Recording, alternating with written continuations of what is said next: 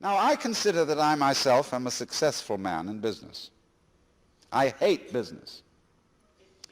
I hate everything to do with it, accounting, figuring, adding up numbers, because they're all arid. They don't smell of anything. Sometimes there's an interesting smell to the ink on a checkbook. But by and large, all this figuring is a completely colorless occupation. And I don't like it.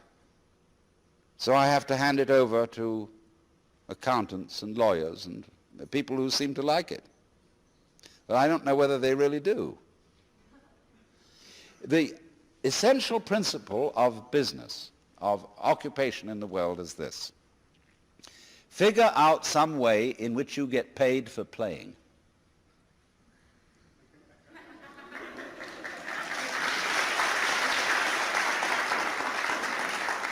When I was quite young, I forget the exact age, I made a solemn vow, which was that I would never accept a job.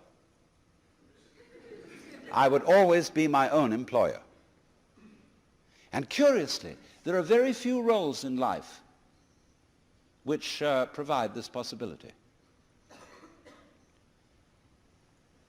The successful artist, writer, and sometimes musician, sometimes the independent consultant, can occupy this role. I mean, he may be a scientific consultant. But by and large, almost everybody seems to be compelled to take a job with a corporation. It's very difficult indeed these days to run a small business where you're your own boss, because you have to employ an enormous staff of people to keep track of the paperwork.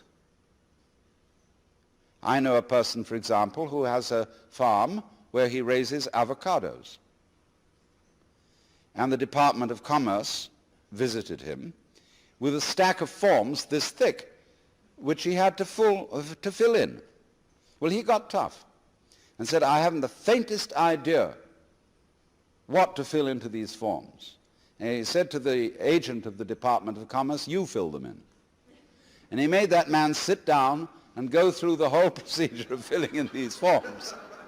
Because he said, I don't have the time. I'm raising avocados. That's my business. And as to all this paperwork, well, to hell with it.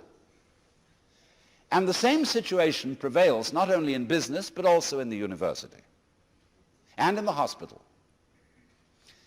One of my favorite doctors told me the other day that he spends only 1/3 of his working hours practicing medicine. The rest is in recording, accounting, filling in reports.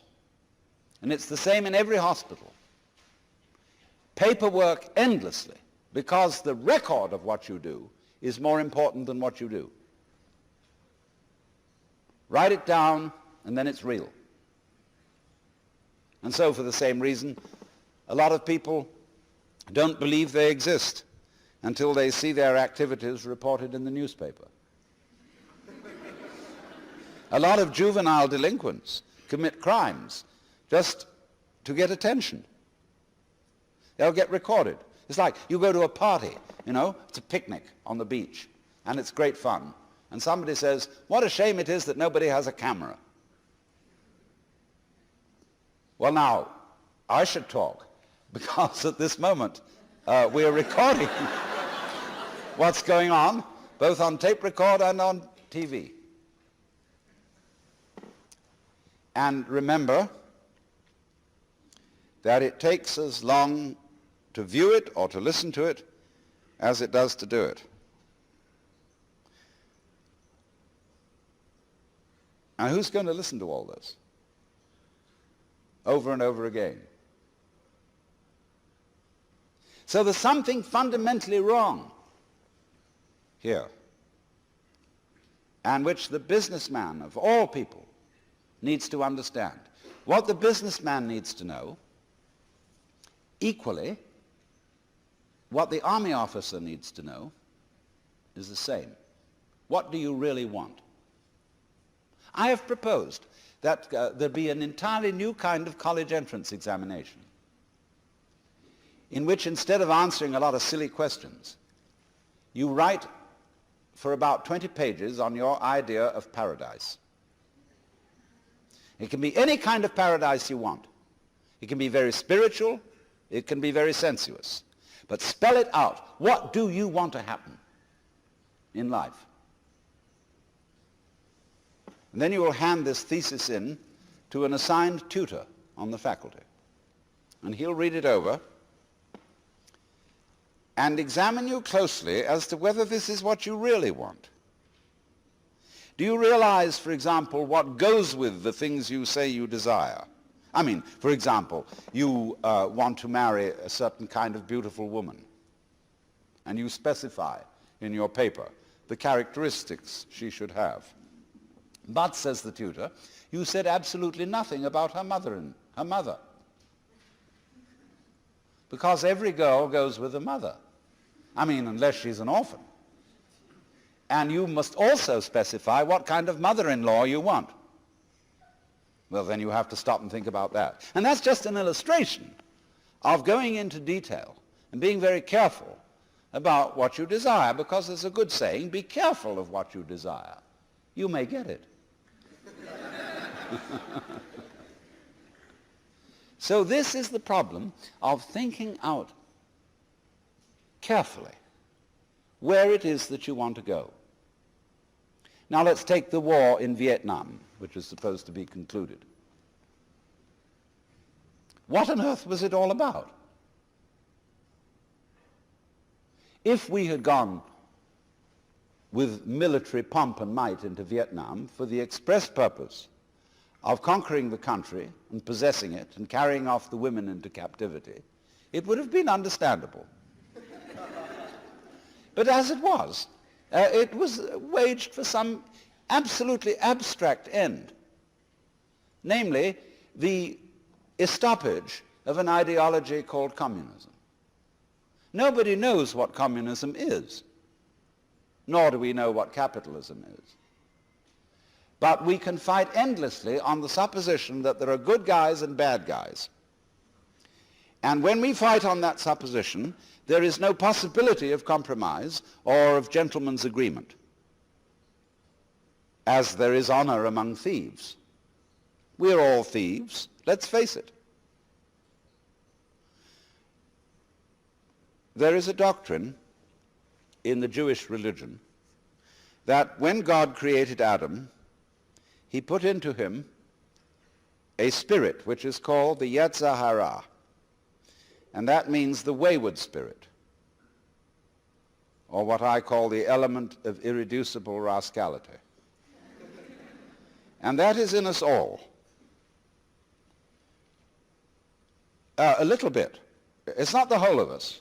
It's like just a pinch of salt in the stew. And you don't want the whole stew to be salt. But you have to have just a touch of rascality to be human.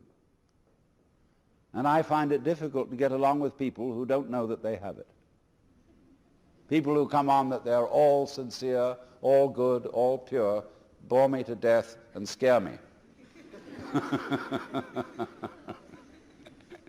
As they're unconscious of themselves, and therefore they suddenly do terrible things without warning, either to themselves or to others.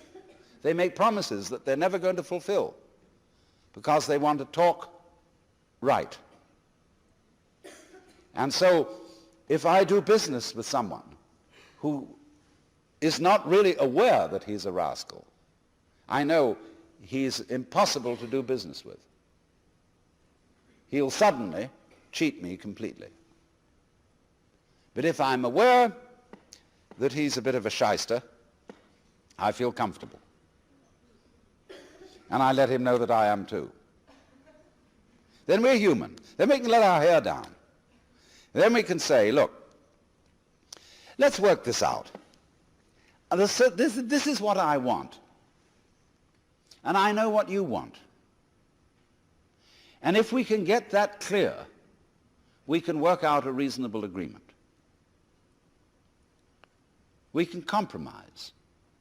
We have a little play of give and take. But if you don't have that, you're absolutely snarled. Now look at it this way. You can't operate business nowadays without a whole team of lawyers. And what is the function of lawyers? They're to write down the rules of the game so that we have what is called the rule of law. A lot of people talk today about law and order and how it's got to be upheld. Now, what does that actually mean? It means that all organizations, business corporations, bureaucratic government corporations, even churches, are going by the book. They are operating according to a manual. And in many corporations, individuals have constantly to consult some sort of manual to know what they should do, instead of using their own good sense. This doesn't work. It means that an organization is entirely different from an organism. You, each one of you, are an organism. A very, very complicated organism, which your nervous system facilitates, let's use that nasty word. And you don't know how you do it. You couldn't begin to describe how your nervous system works. And even neurologists don't know how it works. And yet it works reasonably well.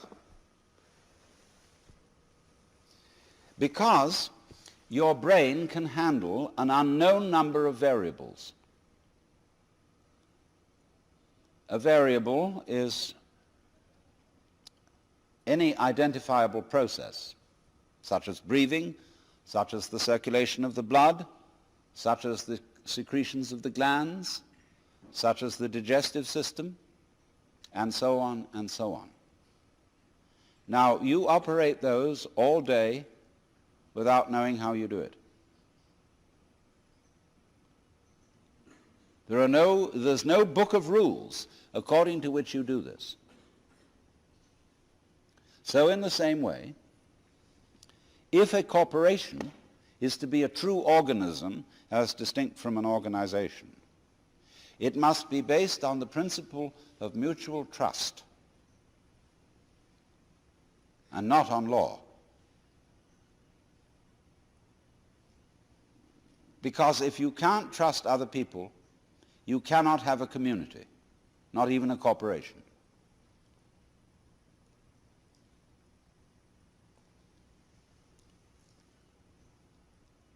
It's risky, very risky to trust other people, because they may let you down.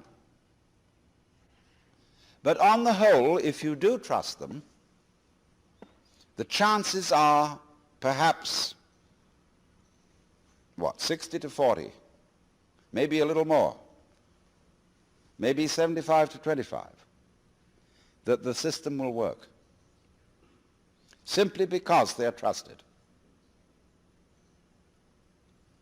And as soon as you've got a system where, for example, in a supermarket, there are mirrors all over the place, TV cameras watching everything, all kinds of checks on the cashiers that they won't sneak off with something. You've got a system that increasingly won't work.